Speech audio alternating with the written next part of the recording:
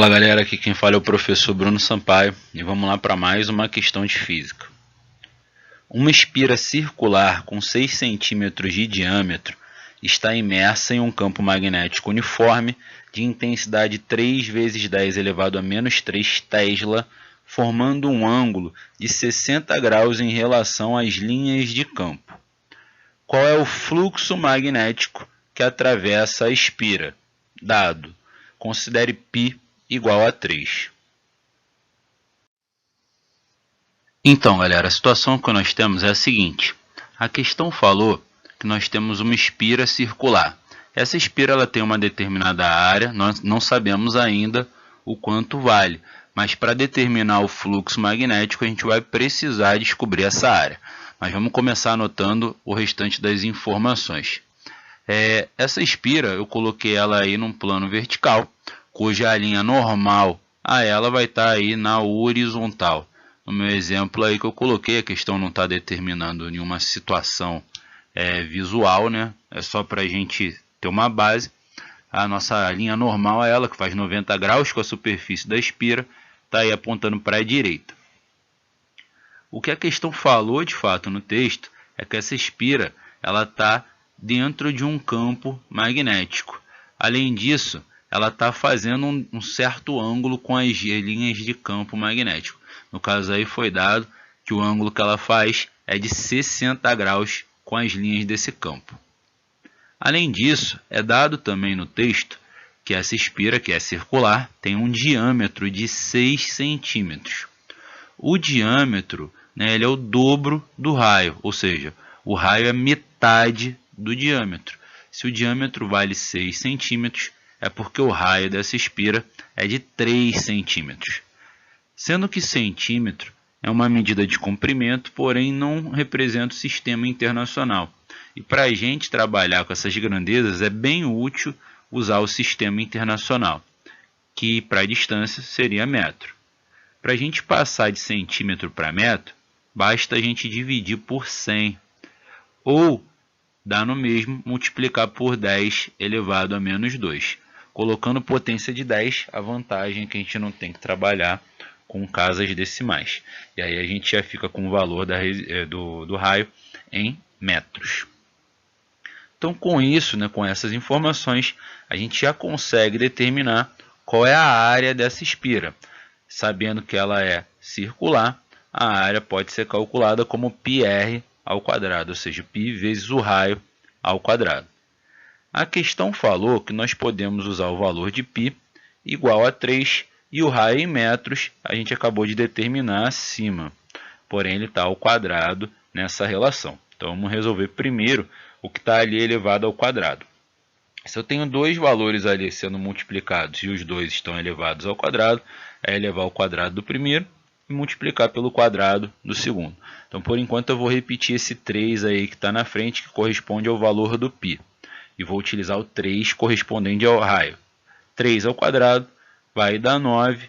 E 10 elevado a menos 2 ao quadrado, como eu tenho uma potência de potência, eu repito a base e multiplico os expoentes. Então, fica menos 2 vezes 2, que dá menos 4 no expoente. E, por enquanto, eu estou repetindo aí o valor de π à frente ali. Por enquanto, eu não utilizei ele. E agora eu vou utilizar 3 vezes 9 dá 27, vezes 10 elevado a menos 4, que eu apenas repito, e isso dá medida em metro quadrado, por conta da medida que a gente usou para o raio. Então, a gente determinou a área dessa espira. Sendo que o fluxo através dessa espira, o fluxo magnético, depende do produto da intensidade do campo magnético, que a questão nos deu no texto, com a área, que acabamos de calcular, vezes o cosseno do ângulo entre as linhas de campo magnético e a linha normal à espira. Repara que no texto foi dado que a espira faz 60 graus com o campo. E nessa equação o ângulo não é o ângulo entre a espira e o campo, mas sim a sua normal. A normal ela sempre faz 90 graus com a superfície da espira. Se do campo para a espira tem 60, do campo para a normal é o que falta para chegar a 90, que seria 30 graus. Então esse é o ângulo que a gente vai aplicar dentro do cosseno. Então agora vamos substituir os valores. A intensidade do campo magnético já medida em Tesla, que é a medida do Sistema Internacional, foi dada no texto. 3 vezes 10 elevado a menos 3. A área a gente acabou de calcular. 27 vezes 10 elevado a menos 4. E o cosseno é o cosseno de 30 graus, que é o ângulo entre o campo e a normal, a espira. O cosseno de 30 ele é igual a raiz de 3 sobre 2. Então eu vou fazer essa conta deixando raiz de 3 ali para o final, só vou utilizar os outros valores e também vou deixar as potências para trabalhar depois. Então vamos começar ali. 3 vezes 27 dá 81. E 81 dividido pelo 2, ele vai dar 40,5. E uma multiplicação de potência de mesma base, a gente repete a base e soma os expoentes. Menos 3 mais menos 4, isso é igual a menos 7. Então a gente vai ficar com a seguinte relação. 40,5 vezes raiz de 3, que eu não mexi, vezes 10 elevado a menos 7. Isso daí já é uma resposta. Mas o valor ali à frente da raiz de 3, eu vou colocar ele entre 1 e 10, para ele ficar ali mais próximo da notação científica. Para ficar em notação científica de fato, a gente deveria colocar um valor aproximado de raiz de 3 e multiplicar esse valor à frente, e colocar esse número entre 1 e 10, movimentando ali as casas decimais. Mas eu vou deixar a raiz de 3 ao final, já que a questão é discursiva.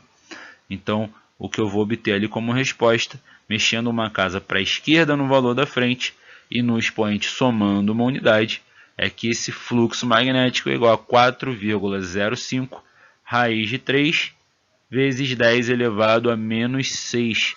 E quando eu coloco o campo magnético em Tesla, que é a medida do Sistema Internacional, e a área em metro quadrado, eu obtenho o fluxo magnético em Weber, que é a medida do Sistema Internacional de Fluxo Magnético.